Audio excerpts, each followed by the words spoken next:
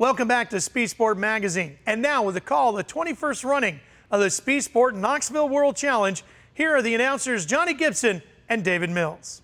The 11N of Randy Hannigan on the pole to his outside, the 55J of Ian Madsen. 49, Brad Sweet alongside the 59 of Tim Kading in row 2. 55 of Brooke Tatnell and the 9 of Darren Pittman in row 3. The 1 of Sammy Swindell, the 83 of David Grammel in row 4.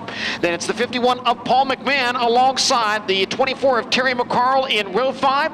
14K Dale Blaney and the 15 of Donnie Schatz.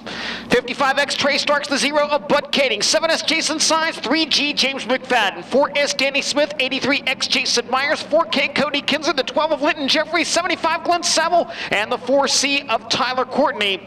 As we get set for green flag racing in the 2014 Speed Sport Knoxville World Challenge.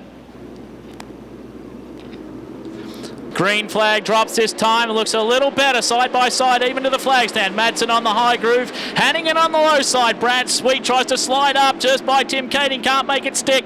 Pittman now will challenge his teammate Brad Sweet down the back straightaway. Ian Madsen leads the field into turn 3. Up to challenge for the second spot, Tim Kading looked high, looked low, could not get by Randy Hannigan. Ian Madsen leads the opening lap. Hannigan in second. Now the battle for third. Brad Sweet looks to the inside, but TK's got momentum on the cushion, and he'll drive by Randy Hannigan. Darren Pittman on the move up top as well. Certainly some bite bout of turn number 2 on that high groove. Tim Kading and Darren Pittman making the most of that. Brad Sweet joins them upstairs as well. Ian Madsen now under siege from the 59 of Tim Kading, the 2014 Classic champion, looking for that gold pass into tonight's A-feature event. Sweet's by for a new race leader down the back straightaway. It's Tim Kading. Tim Kading takes command, working the high side of the speedway. He starts to pull away, and now the battle for second. Darren Pittman up to challenge Ian Madsen. Pittman works the cushion. He'll take the second spot as they exit turn 4. Madsen surrenders another spot, this time to Darren Pittman, who's up into second, looking strong in that Great Clips number 9. Tim Kading still your race leader as Brad Sweet also goes by Ian Madsen. Terry McCarr holds down the 5th spot. Randy Hannigan and Brooke Tatnell back in position 6. Looks like the top side of the speedway is the fast way around right now. Randy Hannigan, the only driver in the top 10, trying to make it work on the bottom of the racetrack. He has fallen back to the 6th position and is challenged for that spot by the 55 of Brooke Tatnell. Tatnell driving around the upper auto parts 11N as they exit turn 2. Certainly to run the bottom groove, you've really got to hug that inside berm, and it's upsetting the 11 car of Hannigan, who's in no man's land, skidding through the middle of the track as we speak. Back up front, Tim Kading, Darren Pittman, Brad Sweet and Ian Madsen have checked out considerably over T-Mac Terry McCarr, with Kading still your race leader. Kading leading the race out of turn 4. Darren Pittman just behind him as they cross the stripe, completing lap number 5. The lead only about a half a second, and now Brad Sweet tries the big slide job down low in 1 and 2, but could not get by his teammate, Darren Pittman. Certainly some 18.5 circulations remaining for race leader Kading as Darren Pittman closes to within 3 to 4 car lengths as they exit turn number 4. Both cars riding right up against the cushion. First of the lap cars, that looks like it might be the 4 car, that of Cody Kinzer, now under siege from Tim Kading as they all begin to bank up because everyone wants that high groove. Kading, Pittman, Sweet, and also Ian Madsen. You could throw a blanket over them. Kading does a nice job to get by the slower car of Tyler Courtney. Sammy Swindell pulls into the infield. We stay green.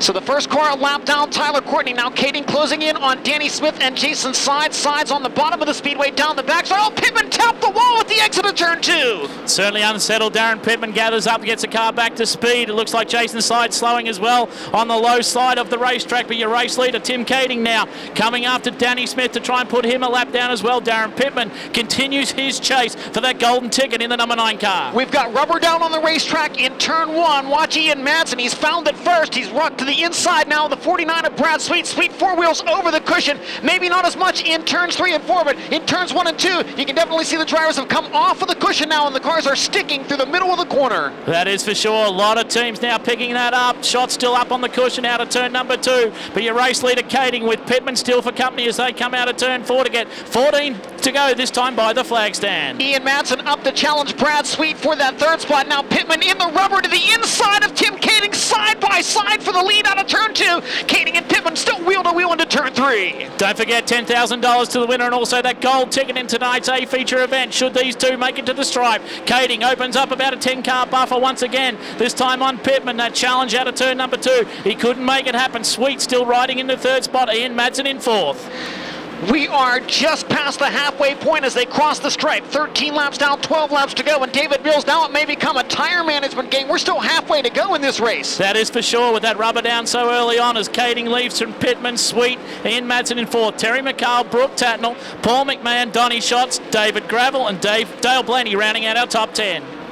Ian Madsen, Brad Sweet continue their duel, and now catching up with both of them, it's the 24 of Terry McCarl. McCarl currently running in the 5th position, closing in on Ian Madsen and Brad Sweet. Tim Kading now 10 car lengths in front of Darren Pittman and back into traffic into turns 3 and 4. We made the call early doors, Johnny, that it'd either be top or bottom, but now that rubber's down in the middle. Everyone is a freight train around there. Lap traffic's going to play a big part in this, and see if someone can put on a successful slider as Pittman begins again to close on Kading somewhat down the back straightaway. Lap car Danny Smith between Kading and Pittman, but Pittman sneaks to the inside of Smith at the exit of turn 4, gets back into the rubber and maintains his pursuit of race leader Tim Kading. The rubber starting to move down on the racetrack now. You see the groove getting closer and closer to the infield berm.